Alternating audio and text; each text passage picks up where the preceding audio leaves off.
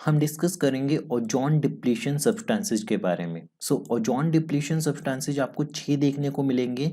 आपको एक डिफरेंशिएट रखना है ग्रीन हाउस गैसेज के बीच में और ओडीएस के बीच में। ओडीएस का मतलब होगा ओजोन डिप्लीशन सब्सटेंसेज के बीच में। देखो, chlorofluorocarbons, N2O nitrous oxide, carbon tetrachloride, hydrochlorofluorocarbons, methyl chloroform, bromine. तो ध्यान रखना कि जो आपके पास हाइड्रोफ्लोरोकार्बन्स है, ये ओजोन डिप्लीटिंग सब्सटेंस नहीं है बल्कि ग्रीन हाउस गैस है। ये ध्यान में रखना है आपको। हाइड्रोफ्लोरोकार्बन ये ग्रीन हाउस गैस है और ओडीएस नहीं है ये। तो सबसे पहले डिस्कस करते हैं क्लोरोफ्लोरोकार्बन्स। बेसिकली सिंपल लाइन में आपको याद रखना हो तो आप ये याद रखिए कि क्लोरीन का एक एटम जाके एटमॉस्फेयर में काफी ज्यादा ओजोन को खराब कर देते हैं। ठीक है, तो CFC प्लस यूवी लाइट ये रिएक्शंस वगैरह मिलके काफी सारी जो ओजोन होती है O3 होती है उसको खराब कर देते हैं। तो आपको सिर्फ एक लाइन में याद रखना है क्लोरोफ्लोरोकार्बन। जितने भी क्लोरीन्स होते हैं या ब्रोमीन कह लो या फिर आप फ्लोरीन कह लो, ये सारे। फिर नाइट्रस ऑक्साइड क्या करेगा, ये थर्मोन्यूक्लियर वेपन्स में यूज होते हैं। ठीक है, photolytically destroyed in the stratosphere to form nitric oxide which destroy ozone. क्या करेगा ये, photolytically destroyed in the stratosphere to form nitric oxide. ये नाइट्रिक ऑक्साइड बनाएगा जो कि ओजोन को डिप्लीट करेगा। सिर्फ आपको इतना याद रखना है कि ये छह जो एलिमेंट्स है ये सारे के सारे आपके पास ओडीएस है, ओजोन डिप्लीटिंग सब्सटेंसेज। उसके बाद एक इंपॉर्टेंट चीज जो आपको याद रखनी है कि डिप्लीशन, जो ओजोन डिप्लीट हो रही है, जो ओजोन की लेयर छोटी हो रही है, पतली हो रही है, वो आर्कटिक में ज्यादा हो रही है एज कंपेयर टू एंटार्कटिक। ठीक है, तो इसका रीजन वगैरह इतनी डिटेल में जाने का फायदा नहीं है अभी, अगर आप रिवाइज कर रहे हो चीजों को। अगर मिटिगेशन स्ट्रेटेजी की बात की जाए तो कार्बन सिक्वेस्ट्रेशन ये है। तो कार्बन सिक्वेस्ट्रेशन में क्या होता है कि कार्बन को कैप्चर करना है और कार्बन को स्टोर करना है। कैप्चर करके स्टोर कर लो। और कार्बन के सिंक्स कौन से हैं, नेचुरल, ओशियन, फॉरेस्ट और सोयल। आर्टिफिशियल में depleted oil reserves, unminable mines. ठीक है, और ocean systems are very efficient. ये लाइन बहुत ज्यादा इंपॉर्टेंट है। जो ओशियन सिस्टम्स हैं वो काफी ज्यादा efficient at sequestering and storing carbon. Basically tropical forest से ज़्यादा हायर रेट पे कार्बन को सिक्वेस्ट्रेट करते हैं, स्टोर करते हैं बेसिकली। ठीक है, टाइप ऑफ सिक्वेस्ट्रेशन कौन कौन से देखने को मिलेंगे, ओशियन, जियोलॉजिक, टेरेस्ट्रियल।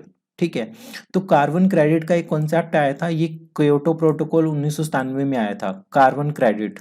तो अगर कोई भी ऑर्गेनाइजेशन या कोई भी कंट्री 1 टन कार्बन कम प्रोड्यूस करेगी, 1 टन कार्बन कम प्रोड्यूस करेगी तो उसे 1 कार्बन क्रेडिट मिल जाएगा।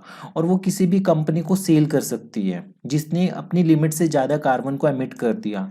तो इससे क्या होगा कि जिस कंपनी ने सेल किया उसे कुछ फाइनेंस मिल जाएगा, और जिसने लिमिट को ब्रेक किया है उसको बेसिकली एक पनिशमेंट मिल गई, उसको ज़्यादा पैसे देने पड़े कार्बन क्रेडिट खरीदने के लिए।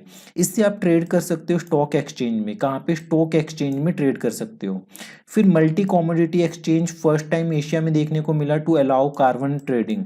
तो मल्टी कॉमोडिटी एक्सचेंज ये फर्स्ट इन एशिया है जो कि अलाउ करते हैं कार्बन क्रेडिट ट्रेडिंग को।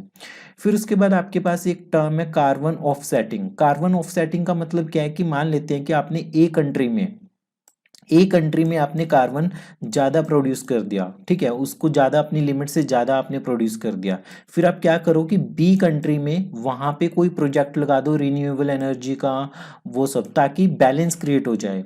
ठीक है, credit for reduction in the green house gas made at another location, of set करना। ठीक है, जिस लोकेशन पे आपने ग्रीन हाउस गैसेज को प्रोड्यूस किया है उसके अलावा किसी और लोकेशन पे आप वहां पे कंपनसेट कर लो बस। ठीक है, carbon offsets are quantified and sold.